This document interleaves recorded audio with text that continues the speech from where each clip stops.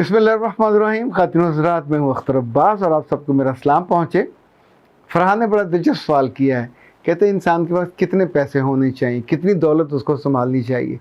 कुछ अर्सा पहले आसिया ने भी इस तरह की बात पूछी थी कि मिनिमम कितने पैसे ऐसे हों जो आपको महफूज रख सकें, खुशी और दुख के मामले में आपकी ज़रूरतें पूरी कर सकें। अच्छा, ये सवाल आमतौर पे बहुत से लोगों के दिल में पैदा होता है। जब हम पढ़ना शुरू करते हैं तभी भी सवाल ये पैदा होता है।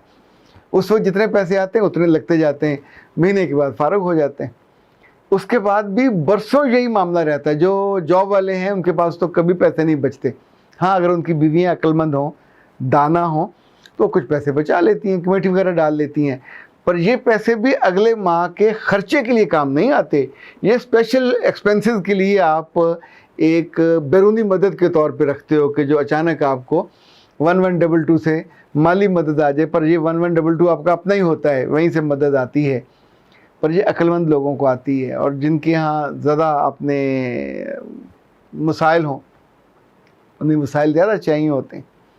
दुनिया भर में मुख्तलिफ़ फार्मूले हैं और मुझे लगता है कि मुख्तलिफ़ कम्युनिटी के लिए मुख्तलिफ़ इसका इस्तेमाल है। हमारे यूनिवर्सिटी ऑफ लाहौर में डीन होते थे फ़ारूक शाह साहब। पिछले दिनों उन्होंने मुझे एक वीडियो भेजी। अब आजकल वो कैलिफोर्निया में है। ये वीडियो किसी इंडियन है वेबसाइट की। उस खातून ने कहा कि 18,000 अरब, ये वो, और उसमें करोड़ों और लाखों का पूरी डिटेल उसने दी कि ये वो हैं जो इंडियन बैंकों में मौजूद हैं पिछले 10 सालों से। 18,000 अरब कि जिनको मांगने वाला, डिमांड करने वाला, दावा करने वाला ही कोई नहीं है। अच्छा, ये लोग मर गए होंगे, खप गए होंगे, ये नहीं हो सकता कि भूल गए होंगे, डॉक्यूमेंटेशन में कहीं ऊपर नीचे हो गए होंगे। 18,000 अरब आपने कमाया और ख़ुद पे खर्च नहीं किया, ना अपने प्यारों पे खर्च किया। लाइक अपनी ज़िंदगी में आप अपने बच्चों में बांट देते, अजीज़ों में बांट देते, बहन भाइयों में बांट देते, दोस्तों में बांट देते, ज़रूरतमंदों में बांट देते, तो आपका नाम और काम आपके मरने के बाद भी याद होता। अभी तो आप बेनामीदार हो, यानी इन पैसों का कोई वाली वारिस कोई नहीं, हालांकि इनको कमाने वालों ने खूब दिल लगा के कमाया होगा। इसका मतलब ये हुआ कि ये पैसे उनकी ज़रूरत से ज़्यादा थे। तो क्या हमको ये फार्मूला बनाना चाहिए कि पैसे इतने होने चाहिए जो आपकी ज़रूरत के मुताबिक हो, और जब आपको ज़रूरत हो तो आप उसे इस्तेमाल कर सकें। इस्तेमाल कहाँ करना होता है? ख़ुद पे करना चाहिए, अपने बच्चों पे और अपने ख़ानदान पे करना चाहिए, अल्लाह की राह में करना चाहिए, दोनों हाथों से करना चाहिए, कभी पैसा कम नहीं होगा। तीसरा, अपने अदारों में अपने लोगों पे खर्च करना चाहिए। जो जॉब पेशा हैं, नौकरी पेशा, उनके लिए एक कुलिया बनाया गया है और वो ये होता है कि आपके पास कम से कम 6 माह के पैसे होने चाहिए। अचानक जॉब चली जाए, अचानक कोई मसला दरपेश हो जाए। अच्छा, इसको आप एक और कुलिये के साथ भी मिला के देख सकते हैं। जब हम किसी जगह किराए का घर का कोई एग्रीमेंट होते देखें तो मालिक मकान क्या डिमांड कर रहा होता है? उस घर की एडवांस 6 माह के पैसे साथ साथ वो लेगा, लेकिन वो 6 माह जो रेंट है उसके पास सिक्योरिटी के तौर पे महफूज रहता है। इसका मतलब है हमारे दिल को तसल्ली होती है कि 6 माह के पैसे पड़े हुए हैं। जब ये लोग एंटरप्रेन्योरशिप में जाते हैं बिज़नेस करने के लिए कोई भी, तो मैं आमतौर पर उन्हें सजेस्ट करता होता हूँ कि आपके पास तनख्वाहों को देने के लिए और जो रूटीन के एक्सपेंसेस होंगे, बिजली के बिल और ट्रांसपोर्ट और पेट्रोल वेट्रोल, इनके लिए 6 माह के पैसे होने चाहिए। अगर नहीं होंगे तो दूसरे या तीसरे माह आप डिफ़ॉल्ट कर जाओगे। पहले ज़हनी तौर पे करोगे, फिर जेबन करोगे, अमलन करोगे, और वो जितना पहले लगाया था सब डूब जाएगा। तो इनफैक्ट अगर आपके पास तनख्वाह से पैसे आते हों, अपनी तनख्वाह हो, बीवी की हो या मियाँ की हो, उसमें आमतौर पे जो मैं कुलिया इस्तेमाल करता हूँ कि आप 3 हिस्से करें या 4 हिस्से करें। 3 हिस्से करें तो आप दुनियादार हैं, 4 हिस्से करें तो आप बहुत अक्लमंद और समझदार हैं। अच्छा, दुनियादारी के एतबार से ये होता है कि आप एक हिस्सा अपनी ज़ात पे और अपने बीवी बच्चों पे खर्च करते हैं, दूसरा हिस्सा आप मेहमानदारी और कोई एक्स्ट्रा जो खर्च अचानक आ जाता है, शादी ब्याह का, गम का, वहाँ जाना आना, उसके लिए रखते हैं। तीसरे हिस्से को आपको हाथ नहीं लगाना चाहिए। वो इन्वेस्टमेंट कहीं कर रहे हैं, कहीं आप इन्वेस्ट कर दें, कहीं उसका कोई जेवर ले लें, कहीं कोई ज़मीन ले लें। एक चीज़ के हक़ में मैं बिल्कुल नहीं हूँ, वो लोग जो अपने दोस्तों को पैसे बिज़नेस के लिए या अजीज़ों को खर्च देते हैं कि तुम इससे बिज़नेस करो और फिर मुझे हिस्सा देना है, इन सब के पैसे डूब जाते हैं। ये पैसे कभी करोड़ों में हों, लाखों में हों, ये कभी वापस नहीं आते। कोई मदूद चंद एक आध को केस, एक्सेप्शंस आर एवरीवेयर, कोई एक आध केस हो जाए, वरना तो रिश्ता भी ख़राब होता है। मेरे पास इतने सगे भाइयों के आते हैं केसेस कि बड़े भाई ने बाहर से 50 लाख, 60 लाख, करोड़, 2-2 करोड़ पैसा भेजा कि इससे बिज़नेस करो, तो वापसी में पता चलता है कि जानवर ख़रीदे और उनके चारे में सारे पैसे लग गए, उनकी बीमारी पे लग गए और कोई आमदनी नहीं हुई।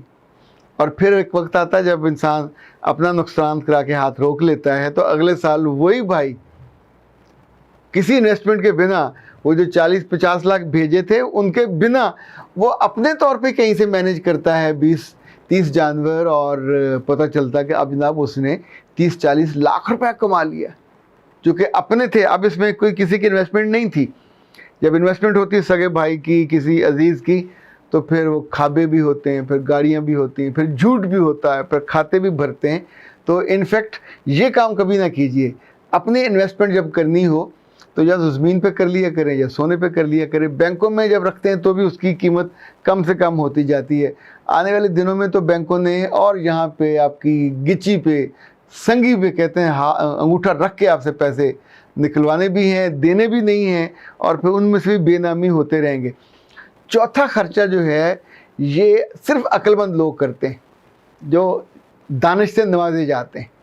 वो ये कि अपनी वो दौलत का, जो माहाना आमदनी का हिस्सा तय कर लेते हैं, 10%, 15%, 20%। वैसे इससे ज़्यादा देते हुए बहुत तकलीफ़ लोगों को होती है, पर जब आपको समझ आ जाती है तो देने पे फिर लज्जत महसूस होने लगती है। फिर जब आप देते हैं तो फिर दोनों हाथों से आपको पैसा कहाँ से आता है वो आप नहीं जान सकते, पर फिर अब दाएं से, बाएं से, ऊपर से, नीचे से पैसा आता है, गैब से जिसे कहते हैं ना, और आपने उन जगह से कि जहाँ से आपने सोचा भी नहीं होता। बहुत से लोग हैं जो शेयर का कारोबार करते हैं, बुरा वक्त हो तो अल्लाह माफ़ करे, शेयर्स को डूबने का पता भी नहीं चलता। कितने लोग खुद डूब गए उन शेयर्स के साथ। लेकिन अगर आपको थोड़ी समझ हो तो वहाँ भी ये बिज़नेस में आप डाल सकते हैं। तो ये जो चौथा तरीका था वो मैं ये बता रहा था, जो अल्लाह की राह पे खर्च करते हैं, उन 10%, 15%, 20% जितना भी आप करते जाते हैं तो वो पलट के आता है। उसको फिर आप जहाँ मर्ज़ी खर्च करें। उस चैरिटी में आप अपने माँ बाप के नाम पे हॉस्पिटल में कमरा बना सकते हैं, कोई स्कूल बना सकते हैं। ये सारी चैरिटी जितनी ये बढ़ती जाएगी उतनी आपकी दौलत महफूज होती जाएगी, और फिर आपको पूछना नहीं पड़ेगा कि महीने के कितने पैसे बचाने चाहिए। फिर 6 माह की तनख्वाहों का भी पीछे रह जाएगा, उससे बहुत ज़्यादा हो जाएगा। फिर आपको पैसे जमा करने की लत नहीं होगी। बैंकों में इतने पैसे नहीं होंगे कि बाद में 18,000 अरब। अभी पाकिस्तान में तो चूँकि इस तरह का ना रिसर्च करने का रिवाज है, ना पूछने का, ना बताने का भी रिवाज नहीं है, तो यहाँ एक एम्बिग्युइटी रहती है, पता नहीं बैंकों में कितना। हालांकि यहाँ भी केस ऐसे होंगे, दुनिया भर में होते हैं, पनामा में हुए, अमेरिका में हुए, यूके में हुए। ये तो लोगों के पैसे बात खुद मुल्कों के जाम कर देते हैं, मुंजमद कर देते हैं। जिस मुल्क से ताल्लुकात ख़राब हुए उसके पैसे मुंजमद कर दिए, वो अरबों खरबों में होते हैं। तो जनाब, लेकिन इंसान के पास इतनी दौलत होनी चाहिए खुद पे खर्च कर सके, वाफर दिल खोल के। जैसे शाहरुख खर्च करता है, महीने का तकरीबन 30-40 लाख रुपया खुद पे खर्च करना चाहिए। जितने ये शाहरुख हों, सलमान हों, आमिर हों, या उनकी जो मुख्तलिफ बड़ी बड़ी उनकी हीरोइंस हैं, ये सब के जो गार्ड्स हैं, गार्ड का भी जो महीना का ख़र्चा है वो इतना है कि आप सोचें तो आपके कानों से धुआं निकलने लगे। लेकिन उनकी जान अजीज़ है। 1 करोड़ से लेके 2 करोड़ तक सालाना इन लोगों के एक्सपेंसेस हैं, फीमेल के भी और मेल के भी गार्ड्स पे। खुद अपने पे कितना खर्चा करते हैं, चूँकि अपने पे खर्चा जब करते हैं तब वही चेहरा या वही जिस्म ही तो कमा रहा होता है। आपको अपने बहन भाइयों पे खर्च करना चाहिए, उसकी दौलत है। दोस्तों पे करना चाहिए, उसके लिए दौलत चाहिए। अल्लाह की राह में वाफर मिकदार में कुछ लोगों के स्कॉलरशिप लगाएं, बच्चों की वजीफ़े लगाएं, उनके तालीम के ख़र्चे उठाएं, बच्चों की शादियां करें, व्हाट्सएवर वो आप जानते हैं। अपने ख़ानदान में कुछ लोगों के आपको बिल अपने ज़िम्मे ले लेने चाहिए जो कमज़ोर होते हैं। इन सब कमज़ोरों का रिज़्क़ अल्लाह ने आपके रिज़्क़ में रखा होता है, हम उसको पहचानते नहीं हैं। पहचान लें तो बहुत आसानी है, फिर ये सवाल नहीं करना पड़ेगा। फिर वो हम डाकिए बन जाते हैं, पोस्ट ऑफिस बन जाते हैं, लोगों की दौलत जो अल्लाह ने दी होती है गरीब और कमज़ोर ख़ानदानों को वहाँ पहुँचती जाती है।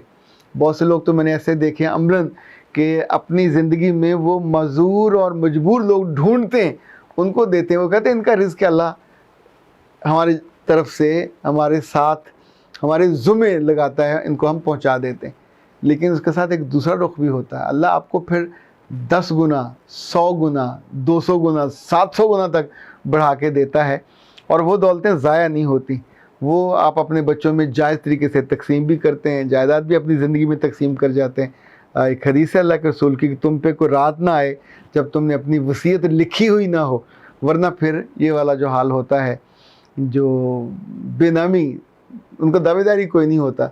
ये सब बैंकों के काम आते हैं, या फिर बैंकों वाले जो बड़े अफसर हैं वो हैंकी फेंकी करके आसपास करते होंगे, और तो इनका ख़ानदान को दावेदार तो इस्तेमाल ही कोई नहीं होता। तो दौलत इतनी होनी चाहिए कि जब आप जाएं तो दोनों हाथ खाली ना हो, पीछे वालों के लिए कुछ हो, और आपको ये दुख और अफसोस ना हो कि मेरे पास ये चीज़ें नहीं हैं और उनको मैं ले नहीं सका या तोहफ़तन दे नहीं सका। सो जितने बरस आप रहें उनको प्लानिंग के साथ, तरीके साथ, सलीके के साथ इस्तेमाल करते रहें, पैसे बचाते रहें, फिर इंशाल्लाह आपको दिक्कत नहीं होगी, आपके हाथ खाली नहीं होंगे। अख्तर अब्बास को इजाज़त दीजिए। अस्सलाम।